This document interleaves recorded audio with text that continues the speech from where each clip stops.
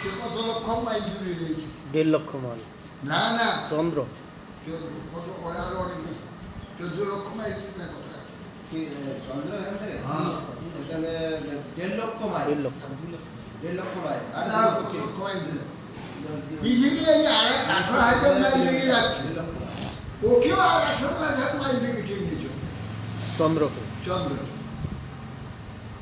এ ছুটি চলেছে 18,000 লেগে, চন্দ্রকেও টেনে চলে যাচ্ছে। সূর্যের অপরে 30 লক্ষ মাইল, অপরে 30 লক্ষ মাইল। তাহলে কিভাবে এটা আবিষ্ট হয়ে আছে, ভগবান কিভাবে টেনে রাখছে, একেবারে ধারণ। ভগবান বলছে আমি এই গাঁও আবিষ্ট ভূতানি ধরে আমি এই পৃথিবীতে আবিষ্ট হয়ে সমস্ত ভূতগুলোকে ধরে রেখেছি পৃথিবী রূপে, পৃথিবী হয়ে হ্যাঁ টেনে রেখেছি। হ্যাঁ উল্টো পাল্টে হয়ে যাচ্ছে, ঘুরে আসছে। আমরা একবার নিচে চলে যাচ্ছি, আমেরিকা আপনি নিচে চলে যাচ্ছে, সে আবার উপরে উঠছে, আমরা নিচে যাচ্ছি, আমরা উপরে উঠছি, ওরা নিচে। এই দিনের বেলা আমরা এখন উপরে এসেছি, আর আমেরিকা নিচে চলে গেছে। ওদের সব মাথাগুলো নিচের দিকে পা যেগুলো ঘুরে বেড়াচ্ছি নিচে কিছু নাই, মাথাতে সব নিচের দিকে কীভাবে টেনে রেখেছে। সেরকম বলে পুরো সমুদ্র দাদা আচ্ছা লাভ যদি উঠে দেবে আবার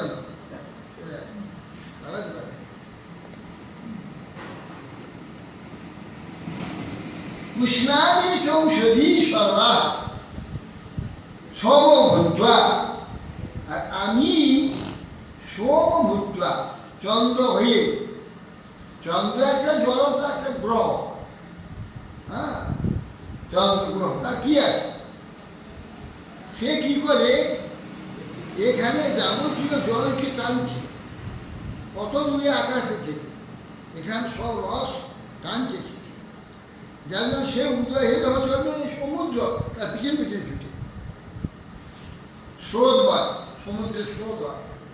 যেই খেলাতে আমাদের নদীতে বান আসে, নদীতে বান আসে, হ্যাঁ নদী ছাপিয়ে জল ছুটে প্রবল হয়ে দেখছি।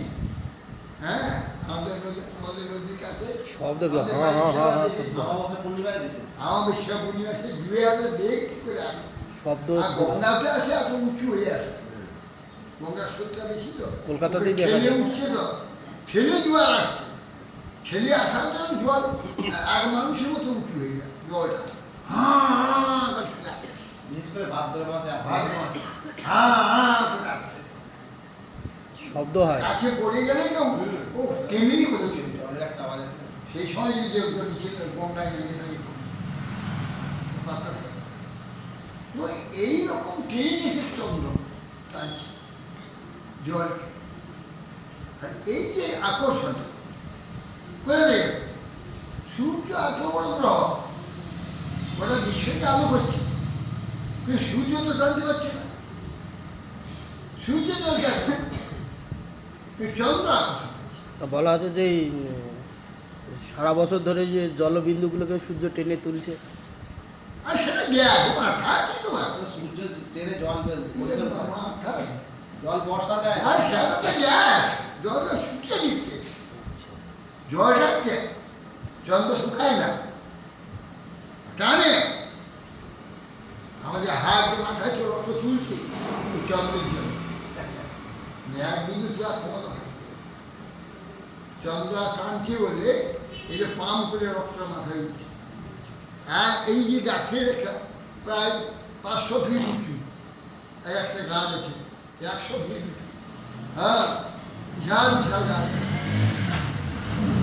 সে নিচ থেকে জল চলে যাচ্ছে, ছোটো গাছ পাতা যাচ্ছে, ওই চন্দ্র টানছে আকর্ষণ, চন্দ্রের আকর্ষণে সহস্র বছর সার্কুল হিসাবে এই উপরে উঠছে, নিচে নামছে, এই জন্য গাছ পুষ্ট আছে, গাছ পুষ্ট আছে, ঔষধি পুষ্ট আছে, আমাদের শরীর পুষ্ট হচ্ছে।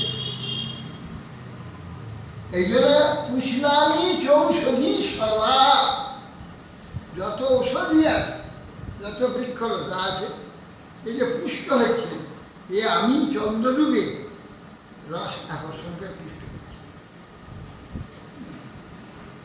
কেউ চন্দ্র ইয়ে টানে, চন্দ্র যদি না থাকে, ওই জন্য চন্দ্রেতে জল নাই, বাতাস নেই, কিচ্ছু নেই। কেন? বৈজ্ঞানিক মাথায় ঢুকছে, বৈজ্ঞানিক বুঝতে পারছে, বৈজ্ঞানিক ওই চন্দ্রে কিছুই নেই। ওরা তো বলছে এই জলের পাওয়া ওই যে যাচ্ছে। মহাশূন্য খেয়ে নিয়েছে পারে না, মহাশূন্য চন্দ্রের গুলো খাইতে পারলো, পৃথিবীটা খাইতে পারলো না। পৃথিবীর যে জল জলগুলো এত আছে সেগুলো খেয়ে নিতে পারে না, মহাশূন্য কিরম বিচার। যেহেতু পৃথিবীর অবস্থা যেহেতু পৃথিবীর এই যে আকর্ষণ, ও থাকলে ওখানে জল থাকলে হবে না, ওখানে অন্য কিছু বাতাস থাকলে হবে না, ওখানে বাতাস নাই, জল নাই, ওখানে কিছুই নাই। সেই জন্য ও চন্দ্র পৃথিবীর সব টানছে, পৃথিবীর জলকে টানছে, আকর্ষণ করছে। এই জন্য পুষ্ণামি চৌষধি সর্বা সমভূত রসাত্মকে চন্দ্র, হ্যাঁ, রসকের রস আকর্ষণকারী চন্দ্র, চন্দ্ররূপে রস আকর্ষণ করে আমি সমস্ত ঔষধিকে পাব।